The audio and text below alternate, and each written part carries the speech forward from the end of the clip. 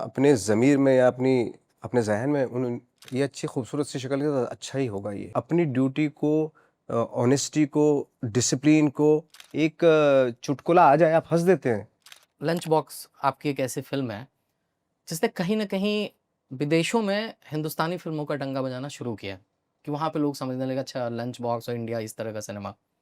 उसमें एक सीन मेरे को याद आता है जहाँ पर आप और इरफान साहब सुट्टा पी रहे हैं और आप उनसे सवाल पूछते हैं कि सर ऑफ़िस में लोग कहते हैं कि आपने एक बिल्ली को लात मार दिया, चलते हुए हाँ, बस के हाँ, नीचे आ गया, आपने कुछ किया क्यों नहीं? और फिर वो बोलते हैं कि बिल्ली आत को नहीं आदमी को लात मारा हाँ, था, हाँ, बच के रहना।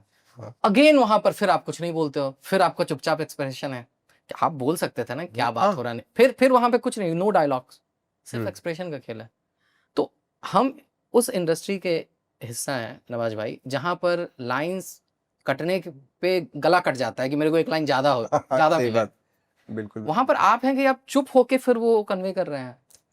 सी वो जो तो जैसे आपने कहा लाइन्स का हमारे यहाँ बड़ा वो है, वो हमारे बिकॉज़ ऑफ ट्रेडिशन थिएटर से हमारा आया है। हुँ, हमारे जो उसमें वर्बोस बहुत हैं, हम बोलते जी बहुत हाँ। हैं, है ना? हुँ, इवन मैं स्क्रिप्ट में भी बहुत ज़्यादा लाइन और हमारे यहाँ जो जो ज़्यादा बोलता है, उसको लगता है कि ये इंटेलिजेंट है।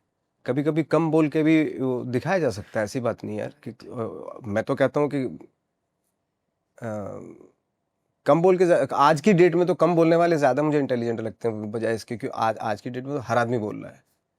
इन्फॉर्मेशन सबके पास है, यू नो आप किसी से किसी भी टॉपिक पे बात कीजिए, उसके पास भर-भर के इन्फॉर्मेशन है। बट उस इन्फॉर्मेशन को आपने कभी अपने ज़मीर में या अपने ज़हन में उतारा कि नहीं? जैसे सदाचार हम लोग कभी पढ़ते थे, लाइनें लिखी होती थी कि simplicity is a aristocracy kind of thing, है ना? इस तरह की चीज़ें पढ़ते थे। ये सिंपल आदमी अगर आप हैं ना, तो वही आप एरिस्टोक्रेट हैं। तो ये चीज़ें समझने में सालों लग गए हम लोगों को भी।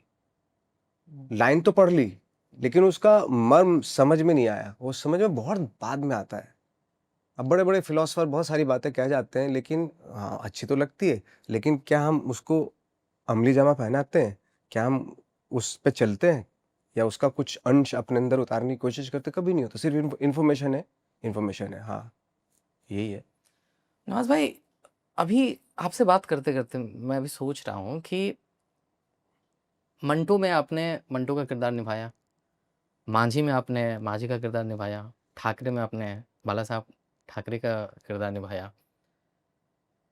इस तरह के अलग-अलग किरदारों को करते हुए भी और आप अभी बोल रहे हैं कि वो किरदार भी दिखे और नवाज़ भी दिखे। कभी-कभी चैलेंज होता है वो बैलेंस आउट कर पाना मुश्किल है कि कहीं नवाज़ ज़्यादा ना हो जाए। ये किरदार को अगेन फिर वही जी, जैसे आपने कहा कि वही के अनुपात का हाँ, रेशो आ जाता है कि कितना डालना चाहिए, रोकना पता है। कितना जहाँ 5% की ज़रूरत है वहाँ 10% नहीं करना चाहिए। तो जैसा आपने कहा कि क्या नहीं करना चाहिए, एक्चुअली तो ये बिल्कुल सही बात है। जब आपको कोई कैरेक्टर मिलता है, तो पहले ये चीज़ें लिख लो या डिसाइड कर लो कि क्या नहीं करना है मुझे। उससे आप बहुत जगह पे बच जाते हैं, नहीं तो फँसने के चांसेस ज़्यादा होते हैं। हुँ, हुँ, ओके।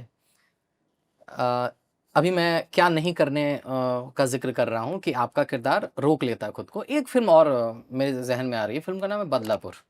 अब बदलापुर जब फ़िल्म शुरू होती है तो लगता है कि वरुण धवन हीरो हैं, आप विलेन हैं। फ़िल्म खत्म होते-होते ऑडियंस इस दुविधा में पड़ जाती है कि अरे, अरे! 1 सेकंड, हाँ। ये नवाज़ुद्दीन सिद्दीकी मेरे को हीरो क्यों लगने लग रहा है हुँ, और वरुण धवन विलेन क्यों लगने लग रहे हैं? हुँ। तो उसमें आपका जो किरदार है नवाज़ भाई, वो ऐसा लगता है ना कि वो हमदर्दी की भीख नहीं माँग रहा है एग्ज़ैक्टली हाँ। और इमोशन को ओवर द टॉप नहीं कर रहा है, फिर भी हम उसके लिए रूट कर रहे हैं। हुँ, क्योंकि 4 भागों में मैं देखता हूँ हुँ। आपके किरदार को कि एक है जहाँ पे आपका किरदार बैंक लूटता है, वो मर्डर वगैरह होता है और वरुण धवन साहब का फेस ऑफ होता है। फिर वो वक़्फ़ा होता है जहाँ पे आपका किरदार जेल से भागने की कोशिश कर रहा है और फिर एक सीन आता है चेंज ऑफ हार्ट वाला कि वरुण धवन आता है आपके पास और वो बोलता है कि मैंने लाशों को गाड़ दिया है हुँ, और अगेन वही खुद को रोकने वाला। आपका किरदार सिर्फ़ देख रहा है उसको। हुँ। शायद दिमाग में ये चीज़ें चल रही हैं कि यार मैं तो गया गुज़रा था, ये तो पढ़ा लिखा है। एग्ज़ैक्टली वो है भी उसमें वो डायलॉग है भी। वो जो हुमा जाके उसको लास्ट में जब बोलती है, हुमा का कैरेक्टर बोलता है, किससे बदला लेगा अब तू? और मैं सच बताऊँ आपको जब श्रीराम राघवन ने मुझे बोला कि उन्होंने बोला मुझे एक फ़िल्म करनी है। हुँ, मैंने सर बताइए क्या है स्टोरी है? बोले एक शरीफ आदमी है वो बदमाश हो जाता है और बदमाश आदमी शरीफ हो जाता है। आई सेड डन, मैं कर रहा हूँ ये, क्योंकि उसकी से जो प्रोसेस होगी। और अक्सर ये भी देखा गया है कि जब हम किसी अजीब सी शक्ल वालों को देखते हैं ना, तो हम उन पे बिलीव नहीं करते, हमें लगता है ये गलत ही होगा ये। हम क्योंकि हमारे यहाँ पर्सनैलिटीज़ का या उसको बहुत ही वो किया जाता है, पॉइंट आउट किया जाता है कि अगर ये ऐसा शक्ल का है तो ये बदमाश ही होगा, ये अच्छी खूबसूरत सी शक्ल का तो अच्छा ही होगा ये राइट। है। लेकिन ज़िंदगी में सब कुछ उल्टा होता है। कभी कभी आपके साथ भी बहुत सारे एक्सपीरियंस ऐसे हुए होंगे कि आपको एक आदमी की शक्ल बड़ी बुरी लगती होगी, यार ये आदमी ना मेरे को बर्दाश्त नहीं होता, लेकिन जब आप उसके करीब जाते हैं आपको लगता है यार मैं कितना गलत था। उसका जो कैरेक्टर था आई थिंक वही था कि आप उसकी शक्ल पे बिलीव ही नहीं कर पा रहे कि यार ये हरामजादा आदमी ऐसा हो सकता है। लेकिन बाद में पूरा चेंज चेंज होके निकलता है वो, तो आप शॉक्ड हो जाते हैं कि यार इसीलिए किसी इंसान को अंडरएस्टिमेट या मतलब क्या कहते हैं उसको, वो नहीं करना चाहिए कभी भी, जज नहीं जज करना नहीं चाहिए। करना चाहिए हम। हाँ, जज नहीं करना चाहिए कि ये इस तरह के इंसान सारे खराब होते हैं और इस तरह के इंसान सारे अच्छे होते हैं, ऐसा होता ही नहीं लाइफ में। राइट। ट्रू। जी5 पे अभी आपकी एक फिल्म आ रही है सर, कौस्ताव नाम है। कोस्ताव, हाँ कोस्ताव। कौस्ताव, ओके। सर ये फिल्म एक बायोपिक है, कस्टम अधिकारी हैं जी। कौस्ताव फर्नांडिस, उनके ऊपर ये बनी हुई है। और जब इस पॉडकास्ट से पहले मैंने वो फिल्म देखा, तो मैं ये दावे के साथ कह सकता हूँ कि ये फिल्म आपके फैंस को केटर करती है और आपके फैन इसको देखकर खुश होने वाले हैं। क्योंकि बायोपिक जब बनती है ना सर, तो उसमें कभी-कभी थोड़ा-सा ओवर द टॉप हो जाती है चीज़ें, इधर-उधर हो जाती है। इसमें मैंने देखा कि एक सरलता है, आपके अभिनय में सरलता है, गति उसी हिसाब से चल रही है, रिवील हो रही है चीज़ें। इसके बारे में सर बताइए? वो डेलिबरेटली रखा गया है उसको। अच्छा। अदरवाइज़ क्या होता है कि आजकल जो है ना बहुत ज़्यादा ऐसा हो गया कि ऐसे पंच वाले डायलॉग्स होने चाहिए, फाइटिंग ये वो, ऐसा लग रहा है कि उन्हीं फ़िल्मों को फ़िल्में मानी जाने जाने लगी हैं। जी। तो हमने अगर हर चीज़ को थोड़ा लेस इज़ मोर करके इसको किया कि परफ़ॉर्मेंस में भी वो सादगी होनी चाहिए, वो सरलता जैसे आपने कहा वो सरलता हो जाए और फ़िल्म के ट्रीटमेंट में भी वो सरलता होनी चाहिए। हम कोई खंभा उखाड़ने नहीं जा रहे, एक आदमी की ब्रेवरी के ऊपर या एक आदमी के कशमकश जद्दोजहद जिसकी फैमिली उससे अलग हो जाती है सिर्फ उसके डिसिप्लिन की वजह से, उसकी ड्यूटी की वजह से, तो उससे बड़ा दुर्भाग्य और क्या हो सकता है। तो हमने चाहा कि उसको जितनी सरलता के साथ किया जाए बजाय इसके कि लहीम शहीम डायलॉग्स और फाइटिंग और ये वो करते हुए, जबकि रियल लाइफ में उनकी फाइटिंग हुई और वैसी ही हुई थी, जितना हुआ उनके साथ उतना ही हमने दिखाया। उसमें एक्स्ट्रा हमने लेवरेज लेने की कोशिश नहीं की बिल्कुल भी। ओके, हाँ। ओके। वो सरलता दिखती है सर। मुझे याद आ रहा है कि इस फ़िल्म में एक डायलॉग है आपका सर कि मैं प्रोसीजर फ़ॉलो करने के लिए ड्यूटी नहीं करता हूँ, क्रिमिनल्स को पकड़ने के लिए ड्यूटी करता हूँ। और फिर कैसे इस किरदार की ईमानदारी की वजह से सर्कमस्टांसेस ऐसे होते हैं कि इस पे मर्डर का इल्ज़ाम लग जाता है, फिर केस होता है, उसकी सफ़रिंग्स होती है और किस तरह से वो जीतता है, हारता है, इसकी पूरी कहानी है। लेकिन इसके पीछे जो सबटेक्स्ट है कि उसकी फैमिली के जो स्ट्रगल्स हैं, उसका जो इनर गिल्ट है फैमिली को लेके, वो भी चल रहा है चीज़ें। तो इस किरदार को गढ़ने के समय, इसकी बुनाई करते समय आपने किन-किन बातों का ध्यान रखा था सर? ऑफ कोर्स जैसे आपने कहा बहुत ही अच्छा ये सवाल है कि इन्हीं चीज़ों का ख्याल रखा कि उसको गिल्ट है उसको जी। उस और क्या होता है कि कहीं ना कहीं जब हम एक चीज़ पे ज़्यादा फोकस करते हैं, आप सपोज आप अपनी क्रिएटिविटी पे फोकस करते हैं, जी। तो एक पक्ष आपका वीक हो जाता है। दोनों चीज़ें एक साथ लेके चल नहीं सकते आप। ये मैंने आज तक बहुत ही रेयर होता होगा मेरे ख्याल से, रेयर ही देखा है कि जो प्रोफेशनली भी इतना इंटेलिजेंट और इतना इंटेलिजेंटली अपने काम को लेके चलते हैं और फैमिली को भी इतना बैलेंस बैलेंस करके मुश्किल चलते हैं, होता है, हाँ, वो बहुत मुश्किल होता मुश्किल है। होता है। मैंने अक्सर देखा कि जितने भी क्रिएटिव लोग होते हैं उनका कहीं ना कहीं फैमिली वाला जो हिसाब किताब है वो थोड़ा मिस हो जाता हो है। जाता है, जी। हाँ, तो वही इनके साथ है कि अपनी ड्यूटी को, ऑनेस्टी को, डिसिप्लिन को साथ में रखते चलते हुए जो है ना उनके सामने बहुत दिक्कतें आई।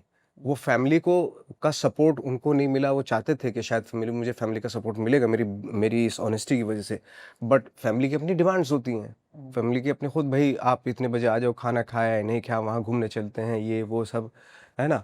अगर ऐसे क्रिएटिव फील्ड में या ऐसे डिसिप्लिन इंसान को अगर फैमिली का सपोर्ट मिल जाए तो बहुत बड़ी बात होती है। हालांकि सपोर्ट मिला उनको, ऐसी बात नहीं, बट उनका खुद का कहना ये है कि फैमिली का सपोर्ट होना ज़रूरी होता है, क्योंकि उससे आदमी एक डबल पावर में आ जाता है।